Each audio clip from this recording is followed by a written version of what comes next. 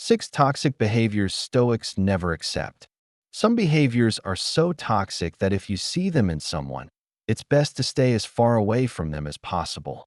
But these toxic behaviors are not only destructive for the people around the toxic person, they are also destructive for the one displaying them. Today we will discuss 6 toxic behaviors Stoics never accept.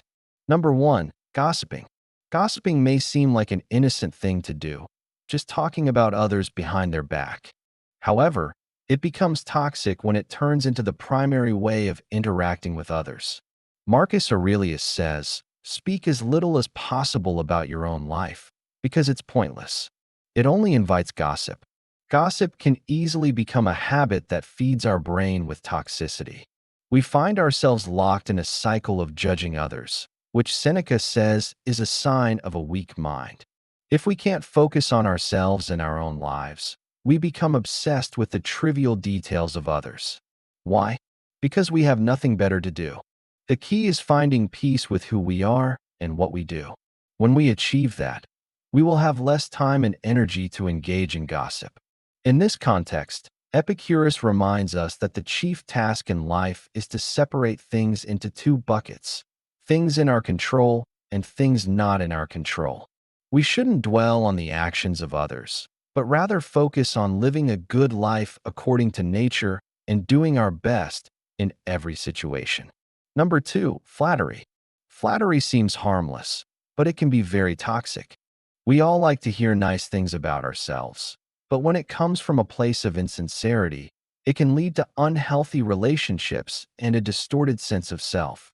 When we flatter someone, we don't really know their true qualities or value. We are simply praising them based on superficial observations or what we think they want to hear.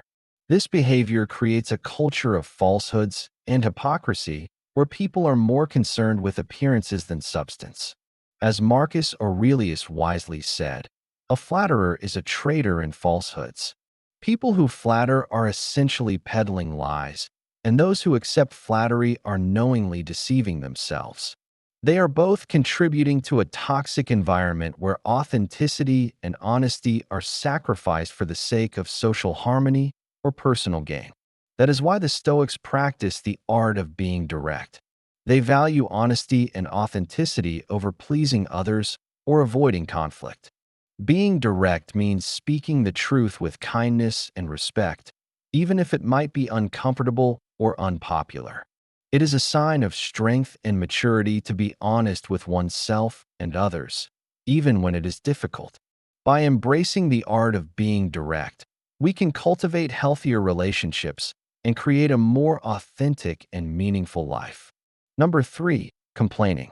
Complaining is something many of us do daily, often without realizing it.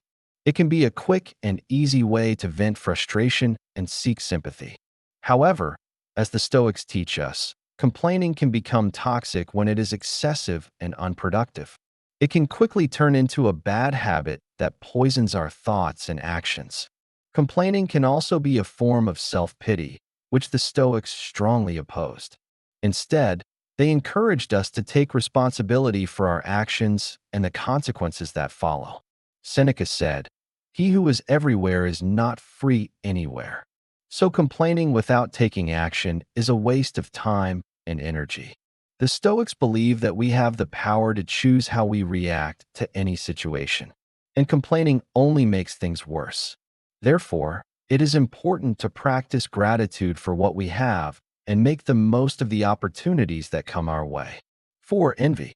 Envy is a toxic behavior that arises from a place of discontentment and dissatisfaction with one's own life. When we envy someone, we are essentially comparing ourselves to them and focusing on what we perceive as their superiority. This comparison can lead to feelings of inferiority and resentment, which can poison our thoughts and actions. According to Marcus Aurelius, envy is a form of discontentment with one's own life. When we are envious of someone else, it means that we do not appreciate what we have and are not satisfied with our own lives. We fixate on the perceived advantages of others and allow these thoughts to consume us. To overcome envy, the Stoics advise us to focus on what we have rather than what we lack. By practicing gratitude and appreciating our own blessings, we can cultivate inner peace and contentment. Moreover, the Stoics believe that everyone has unique strengths and abilities. So instead of envying others, we should strive to develop our own talents and pursue our goals. By focusing on our own progress and achievements, we can avoid the toxic behavior of envy and live a more fulfilling life. Number 5, self-pity. Self-pity is a toxic behavior that can easily take root in our minds when we face challenges and setbacks in life.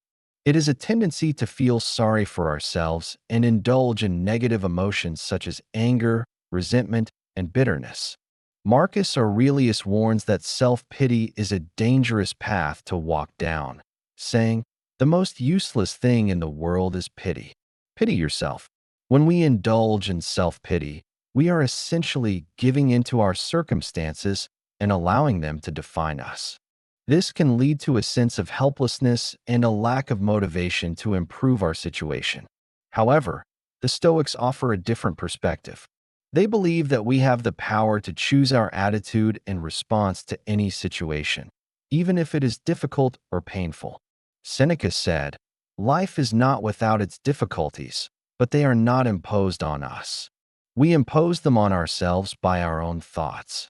By choosing to focus on the positive and finding meaning in our experiences, we can avoid the trap of self-pity and strive to be better. Instead of wallowing in negativity, we should take action and try to improve our circumstances. By doing so, we can regain a sense of control and empowerment in our lives and break free from the toxic cycle of self-pity. 6. Low self-esteem. Low self-esteem is a toxic behavior that can negatively impact our thoughts, emotions, and actions. It is a belief that we are not good enough or that we are unworthy of love and respect. When we have low self-esteem, we may constantly doubt our abilities and question our worth. This can lead to feelings of insecurity, anxiety, and depression. Marcus Aurelius reminds us that our value as human beings is inherent and does not depend on external factors such as success or recognition. He says, "You have power over your mind, not outside events. Realize this, and you will find strength." When we believe that we are worthless, we are essentially rejecting our humanity and denying our inherent dignity. This can lead to a range of negative behaviors, including self-harm, addiction, and risky sexual behavior. However, the Stoics offer a different perspective.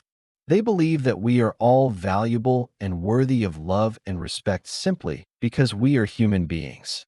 To overcome low self-esteem, we must first challenge our negative thoughts and beliefs.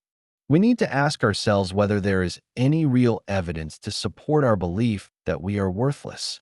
Often our negative beliefs are based on past experiences or the opinions of others that we have internalized. But these beliefs are not necessarily true or accurate. Once we have identified our negative thoughts, we need to challenge their validity and replace them with more positive and realistic ones. With practice and self-awareness, we can gradually build up our self-esteem and develop a more positive self-image. If you enjoyed this video, check out some other videos on how to practice Stoic philosophy in your everyday life. And remember to subscribe to stay updated on new content. Thank you for watching.